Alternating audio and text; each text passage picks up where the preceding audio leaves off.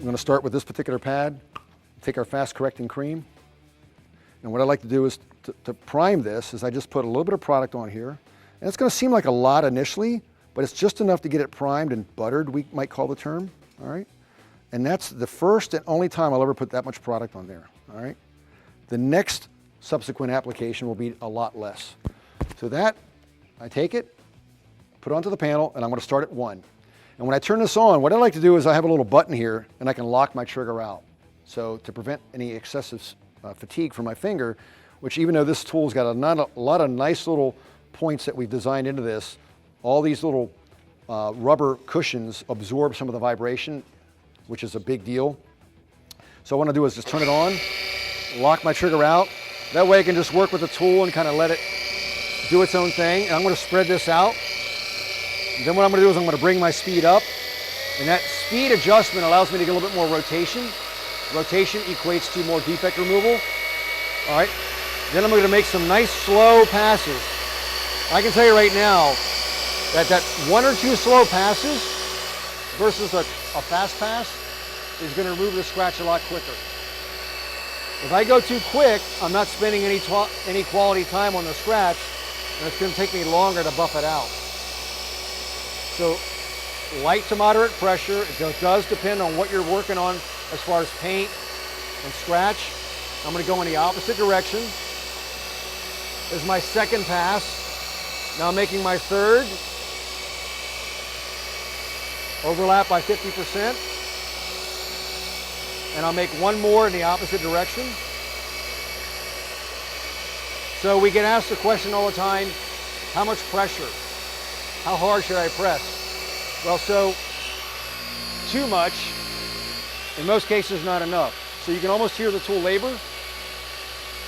So a little bit in between would be a good indicator. All right. The beauty of a DA, and especially the Boss creams, is you have just this almost indefinite amount of work time with your product.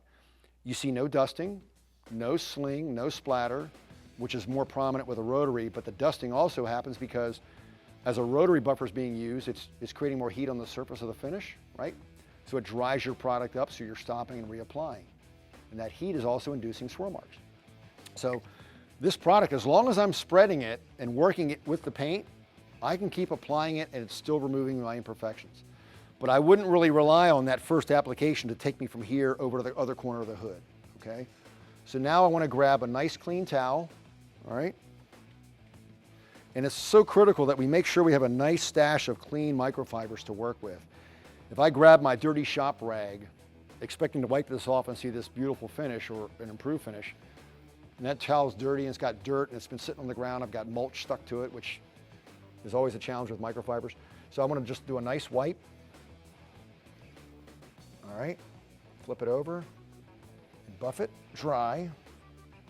And look at this compared to where we started. Say right here, huge difference. And I'm looking at the clarity kind of through the hood into the light reflection from the lights above on the ceiling.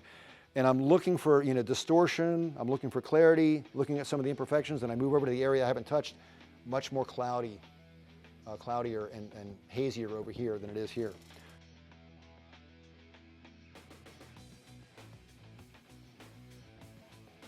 So now we're going to go to our perfecting pad, okay, and I'm going to take our yellow pad here. This is our perfecting pad. I'm going to put it on. You got to think about this too. We talked about this earlier. That pad is essentially a foam sponge, right? And it retains product. It's designed to kind of have a little cell structure in there so it holds my product in place, spreads it out really well. So you don't want to apply so much product on here that you're just going to soak it into the pad. We talked about earlier, when I look at my pad and I see product all the way back here, bleeding through to the backing plate, you're over applying your product. Not only does that make the pad wear out faster and kind of get too much material in it, but it can affect the performance of the tool and you as the user vibration-wise, because guess what happens? When I over-apply product, it changes the weight of the pad. And it can affect its vibration, it can throw the weight off the pad and actually change its performance too. So I'm going to take my perfecting cream. This is a pretty thick product, so what I typically do is close the cap, sling it down to the front, pull the cap open, and spread it. And remember, this is a foam pad, so that's the first and only time I'll ever apply that much product. It doesn't take a lot necessarily. All right, lay that onto the panel.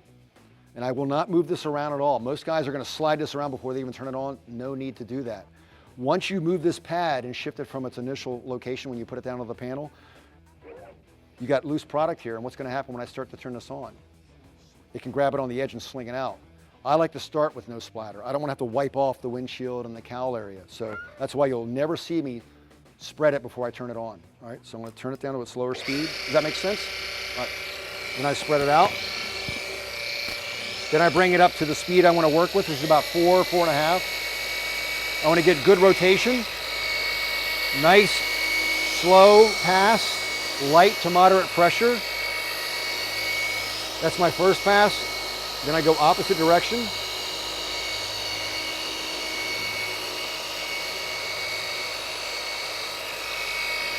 One more pass. All right.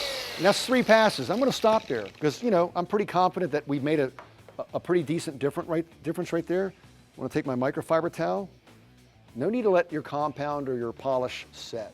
It's a put on, wipe off process. All right.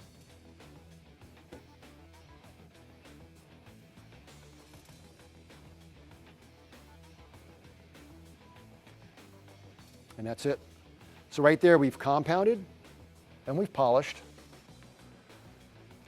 And I think that looks dramatically better than what we started with.